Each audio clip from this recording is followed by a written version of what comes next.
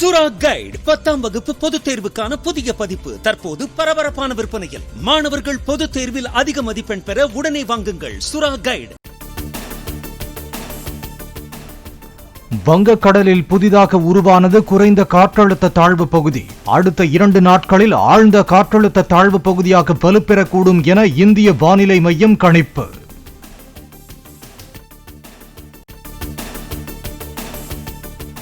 வங்கக்கடலில் உருவாக வாய்ப்புள்ள ஆழ்ந்த காற்றழுத்த தாழ்வு பகுதி தமிழக கடற்பகுதியை நெருங்க வாய்ப்பு.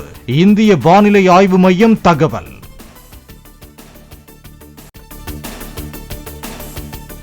செங்கல்பட்டு, விழுப்புரம், கடலூர், மயிலாடுதுறை மாவட்டங்களுக்கு நாளை மிக கனமழைக்கான ஆரஞ்ச் அலர்ட். திருவள்ளூர், காஞ்சிபுரம், திருவாரூர், நாகை மாவட்டங்களில் ஓரிரு இடங்களில் கனமழை பெய்யக்கூடும் என்றும் வானிலை மையம் கணிப்பு.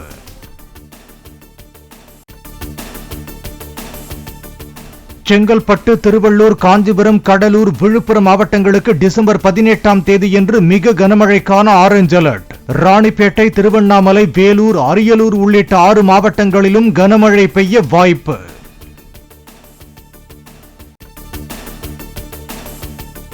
சென்னையில் ஒரு சில இடங்களில் நாளை கனமழைக்கு வாய்ப்பு.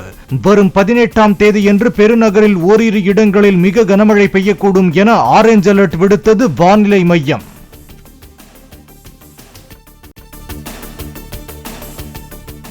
டெல்லியில் பிரதமர் மோடி, இலங்கை அதிபர் திசநாயக்கே பேச்சுவார்த்தை. இரு நாடுகளுக்கிடையிலான உறவுகளை வலுப்படுத்துவது குறித்தும் மீனவர்கள் பிரச்சினை தொடர்பாகவும் ஆலோசனை.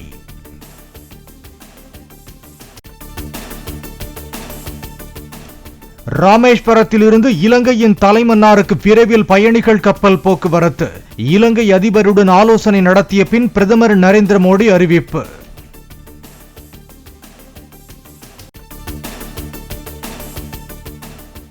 இந்தியா இலங்கைக்கு இடையே நீடிக்கும் மீனவர்கள் பிரச்சினை.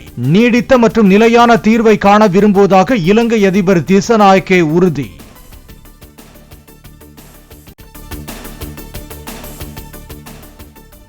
இந்தியாவிற்கு எதிரான செயல்களுக்கு இலங்கை மண்ணை பயன்படுத்த ஒருபோதும் அனுமதிக்கப் போவதில்லை.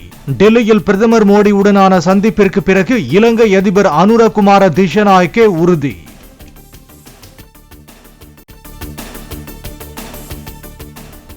டெல்லியில் உள்ள தேசிய போர் நினைவு சின்னத்தில் பாதுகாப்புத்துறை அமைச்சர் ராஜ்நாத் சிங் மரியாதை. பாகிஸ்தானுடனான போரில் வெற்றி பெற்ற தினத்தை ஒட்டி மலர் வளையம் வைத்து அஞ்சலி செலுத்தினார்.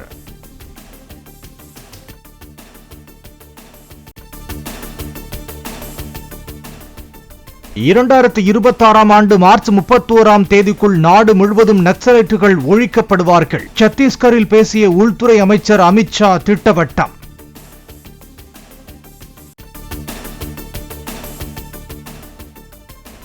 ஸ்ரீவில்லிபுத்தூர் ஆண்டாள் கோயில் கருவறைக்குள் சென்ற இசையமைப்பாளர் இளையராஜா வெளியேற்றப்பட்டதாக கூறப்படும் விவகாரம்.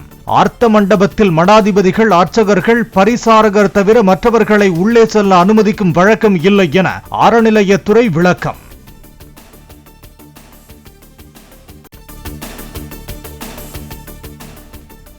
ராணிப்பேட்டையில் 1500 கோடி ரூபாயில் தைவானைச் சேர்ந்த ஹோங்ஃபு காலனி உற்பத்தி தொழிற்சாலை. சென்னை தலைமைச் செயலகத்தில் இருந்து காணொலி வாயிலாக அடிக்கல் நாட்டினார் முதலமைச்சர் மு.க. ஸ்டாலின்.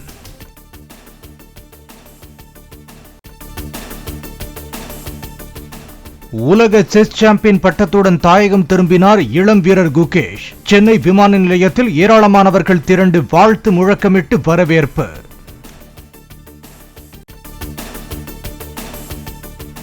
உலக செஸ் சாம்பியன் பட்டம் பெறும் பல வருட கனவு நிறைவேறியிருக்கிறது. தாயகம் திரும்பிய கிராண்ட் மாஸ்டர் குகேஷ் பேட்டி.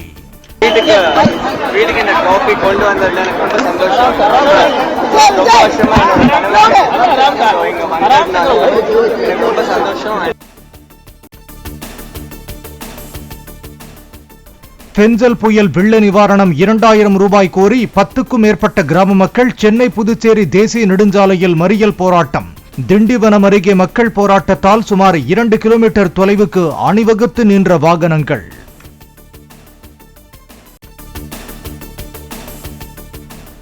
மாடிஃபிகேஷன் கல்ச்சர் என்ற பெயரில் இயற்கைக்கு புறம்பாக நாக்கை பிளவுபடுத்தும் செயல்முறை. திருச்சியில் டாட்டூ கடை உரிமையாளர் மற்றும் பணியாளர் கைது. 7 பிரிவுகளில் வழக்கு பதிவு.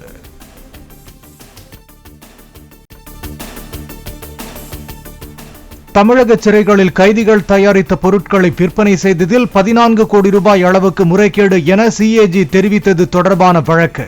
அரசு அலுவலகங்களில் நடைபெறும் ஊழல் முறைகேடு விவகாரத்தில் தமிழ்நாடு அரசு நிலைப்பாடு என்ன என்று உயர்நீதிமன்றம் கேள்வி.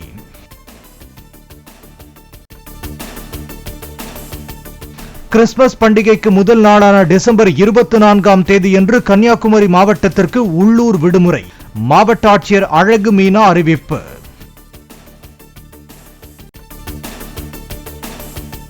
பான் இந்தியா பிரச்சனையான காற்று மாசுபாடு குறித்து மத்திய அரசிடம் அறிக்கை கேட்டது உச்சநீதிமன்றம்.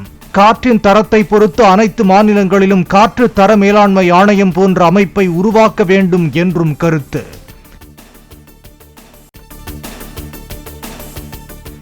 இந்தியாவில் 5G சேவையை அறிமுகப்படுத்தியது வோடபோன் ஐடியா நிறுவனம். சென்னை, டெல்லி, மும்பை உள்ளிட்ட 17 நகரங்களில் அறிமுகமானாலும் பெரும்பாலான வாடிக்கையாளர்களுக்கு சேவை கிடைக்கவில்லை என தகவல்.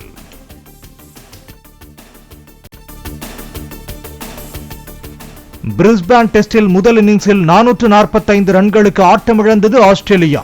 3வது நாள் ஆட்ட நேர முடிவில் 51 ரன்களுக்கு 4 விக்கெட்டுகளை இழந்து இந்தியா தடுமாற்றம்.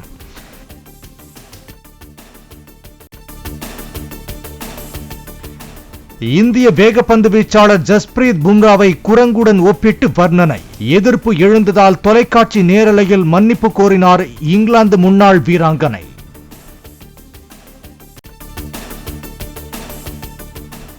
உலக செஸ் சாம்பியன்ஷிப் 14வது சுற்றில் இந்திய வீரர் குகேஷிடம் சீன வீரர் டிங் லிரன் வேண்டும் என்றே தவறு செய்து தோற்றதாக அடுத்தடுத்து எழுந்த புகார். விளையாட்டு போட்டிகளின் போது எப்படி தவறு நிகழாமல் இருக்கும் என உலக செஸ் சம்மேளனம் கேள்வி.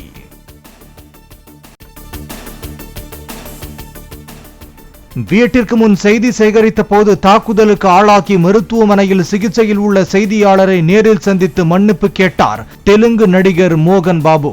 தான் வைத்திருந்த இரட்டை குழல் துப்பாக்கியையும் காவல் நிலையத்தில் ஒப்படைத்தார். சுரா கைடு 10ஆம் வகுப்பு பொதுத் தேர்வுக்கான புதிய பதிப்பு தற்போது பரபரப்பான விற்பனையில். மாணவர்கள் பொதுத் தேர்வில் அதிக மதிப்பெண் பெற உடனே வாங்குங்கள் சுரா கைடு.